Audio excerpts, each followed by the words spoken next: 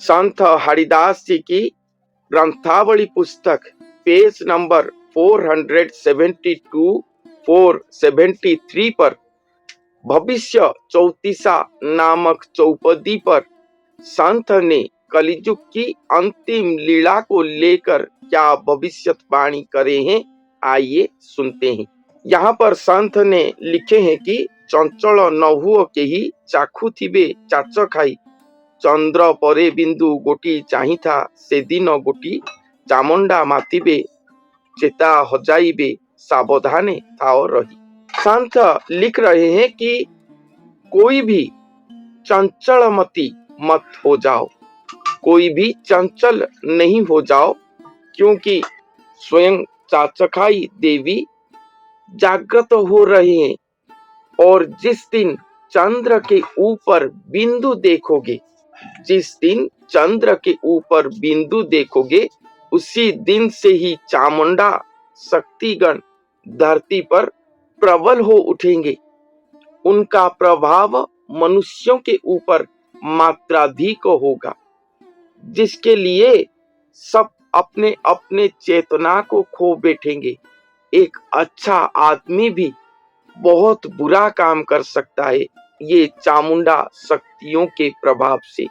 इसीलिए संत कहते हैं कि सब सावधान हो जाओ। छैल नागर हरि छतिया नामे नगरी, छंदुआ भगत जेते छाड़ी कपट को चित्ते, छपी खेलुथिबे चिन्हा से न देवे नर देह बही गुप्ते। छैल नागर हरि, जो हरि सभी भक्तों के अति प्रिय नागर हैं, और उनके जो प्रकृत भक्त हैं, जो अपने अंदर से कपटाचार को त्याग करके हरि के श्री चरण पर अपने मन को युक्त करके रखे हैं, वो सभी भक्त जन देह धारण करके गुप्त पर रहे होंगे। जन समाज के चक्षु पर वो पहचान नहीं होंगे। उनके साथ हरि भी देह धारण करके गुप्त होकर रहे होंगे। नर देह वही गुप्ते, गुप्त होकर रहे होंगे। उनको भी कोई भी पहचान नहीं पाएगा। जमुना कालंदी चही जात जगन्नाथ तही, जोग माया संगे थिबे जागुड़ी आसी मिलिबे, जोगिंद्र जनक चेता हजाइबे मोहिनी रूप से भावे। जमुना कालंदी जहां पर होगा, वहीं पर जगन्नाथ जन्म होकर रहे होंगे। उनके साथ स्वयं जोगमाया होंगे। जागुड़ी देवी आकर वहां पर मिलेंगे और स्वयं जगन्नाथ भाव में मोहिनी रूप धारण करे होंगे, जो रूप को देखकर जोगिंद्र जन भी अपना चेता खो देंगे। यहाँ पर लिखा गया है कि मोहिनी रूप से भावे, सचमुच में मोहिनी रूप जगन्नाथ नहीं हुए होंगे, वो भाव में मोहिनी रूप हुए होंगे। जो कहते हैं कि जगन्नाथ नारी रूप होंगे, स्त्री स्वरूप को धारण करेंगे, ये नहीं।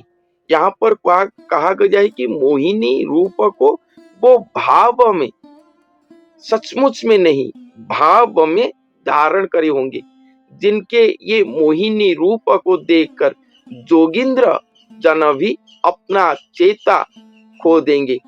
जमुना कालंदी तट जहीं पर रहा होगा, भारत पर जहीं पर जमुना नदी है, कालिंदी तट जहीं पर श्री कृष्ण लीला करे थे, वो जमुना तट के बारे में यहाँ पर नहीं कहा गया है। ये देह तत्व है। संत अच्युतानंद दास जी ने अपने बट संहिता पुस्तक पर ये बात लिखे हैं कि वो मनुष्य के शरीर पर सीरा प्रसीरा पर भारत के सभी पुण्य नदियां प्रवाहित होते होंगे, और उन्हीं के शरीर पर ही सर्व तीर्थ विराजमान करे होंगे। वही नर ही भारत भूखंड होंगे। भारत भरत भारती बुझी न पारु छंद प्रीति, वो नर ही भगवान के भारत भूखंड होंगे। भरत सम भातृ होंगे, भक्त होंगे। भरत जैसे इंतजार करके रहे थे श्री राम के आगमन को, उनके राज्याभिषेक को। सर्वशक्ति साम्राज्य पाकर भी वो अपने आप को राजा नहीं किए थे, दास स्वरूप पर, दास भाव पर रहे थे, स्वयं श्री राम के आगमन पथ को चाहकर। उसी तरह वो नर रहे होंगे भरत तत्व में। भगवान कब आएंगे इस धरती पर वो राजा होंगे, वही इंतजार पर रहे होंगे, इसलिए वो भरत होंगे। भारती पत्नी यहाँ पर नारी स्वरूप होंगे वो, जैसे जानकी माता, सती सीता, राधा मैया, अर्थात भगवान के प्रेम स्वरूपिणी वो महापुरुष, वो नर स्वरूप ही होंगे। इसीलिए यहाँ पर लिखा गया है कि भारत भरत भारती।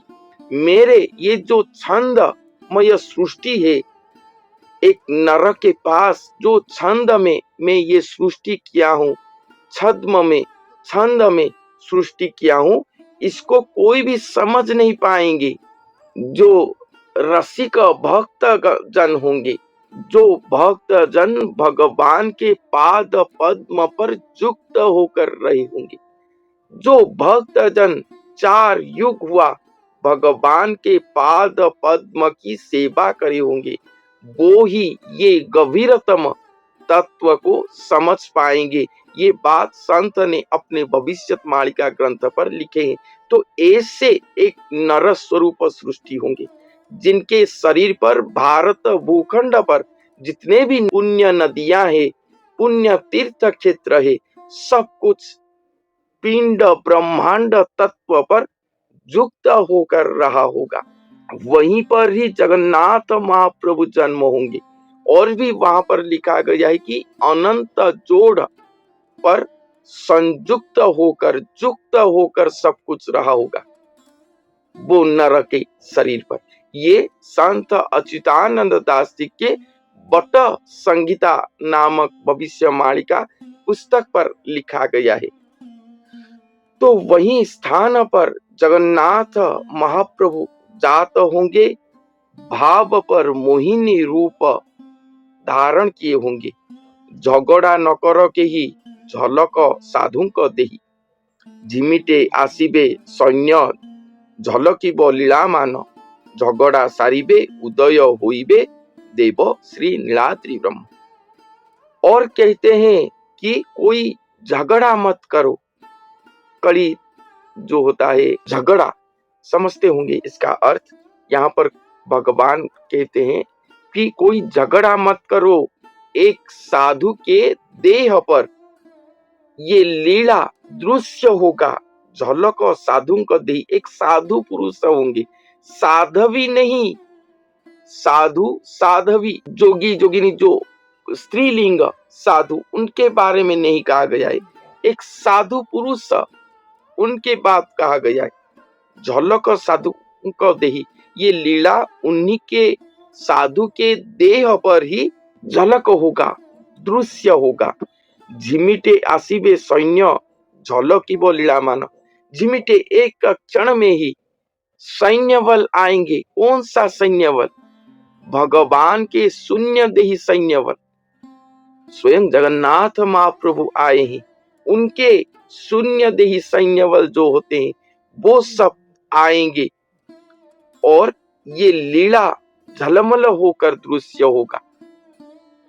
जैसे ज्योति झलमल होकर दिखाई देता है, उसी तरह ये लीला दृश्य होगा। झगड़ा सारिबे उदय होइबे देव श्री नीलाद्रि ब्रह्म। झगड़ा सारिबे, इस संसार पर जितने भी झगड़ा चल रहा होगा, सभी झगड़ा को वो खत्म करेंगे और संसार पर उदय होंगे। कौन उदय होंगे? ना स्वयं देव श्री नीलाद्रि ब्रह्म। नीलाद्रि ब्रह्म अर्थात श्री जगन्नाथ महाप्रभु, वो उदय होंगे। और जब वो उदय होंगे, ये जो झगड़ा चल रहा है, ये सभी झगड़ा खत्म होगा। देश देश के अंदर झगड़ा चल रहा है, गांव गांव, शहर शहर, सभी पर झगड़ा चल रहा है। एक परिवार के अंदर भी झगड़ा हो रहा है। मनुष्य जब साधना पथ पर जाता है, प्रभु पथ पर जाता है, तब उसके सुमन और कुमन इसके अंदर भी झगड़ा हो रहा है। एक एक संप्रदाय सृष्टि हुए हैं, सिद्ध गुरु सृष्टि हुए हैं, उनके संस्था के अंदर भी झगड़ा सृष्टि होता है। साधु साधुओं के बीच तत्व को लेकर, आध्यात्मिकवाद को लेकर झगड़ा होता है। ये कलियुग पर चारों ओर केवल झगड़ा ही झगड़ा है। वो जो महापुरुष के साथ ये लीला चल रहा होगा, सबसे बड़ी बात यही है कि ये जो महापुरुष के साथ ये लीला चल रहा होगा, उनके साथ भी ये झगड़ा युक्त होकर रहा होगा, क्योंकि स्वयं भगवान उन्हें अपने गुरु करके सर्वश्रेष्ठ आसन पर बिठाएंगे और खुद उनके दास बन जाएंगे, जिस बात को कोई भी ग्रहण नहीं कर पाएंगे। इसीलिए ये एक शून्य कड़ी उनके पास दिखाई देता होगा। ये संत भीमभोई जी ने अपने श्रुति निषेध गीता नामक पुस्तक पर लिखे। बहुत अलग है वो पुस्तक, इसलिए उसको श्रवण करने के लिए मना किया गया है।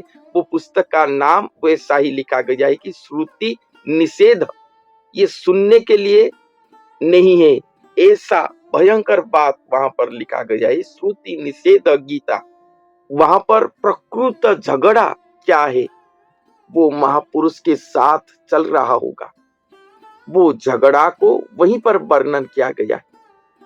तो उससे स्वयं श्री जगन्नाथ महाप्रभु स्वयं सृष्टिकर्ता आकर खत्म करेंगे और स्वयं उदय होंगे धरती पर, स्वयं नीलाद्रि ब्रह्म उदय होंगे धरती पर। उसके बाद लिखते हैं कि निश्चय उदय हेबे हरि लीला को आरंभ करी, निया गला संगे थिबे निश्चय नाम पचारिबे, निश्चय अनंत प्रकाश होइले भांगिबे समस्त गर्भे। अर्थात यहाँ पर कहा गया है कि सुनिश्चित ही हरि उदय होंगे, लीला को आरंभ करेंगे और उनके साथ मियाँ गिला सुनिश्चित ही रहे होंगे, जो कि सभी को नाम पूछेंगे। सुनिश्चित ही अनंत प्रकाश होंगे धरती पर और सभी के गर्व को नाश करेंगे।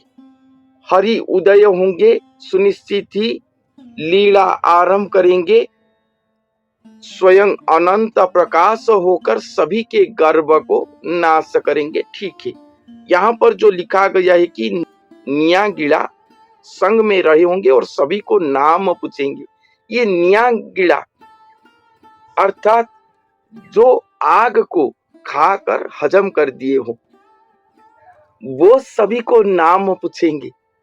ये बहुत तात्विक शब्द है। आग अर्थात स्वयं भगवान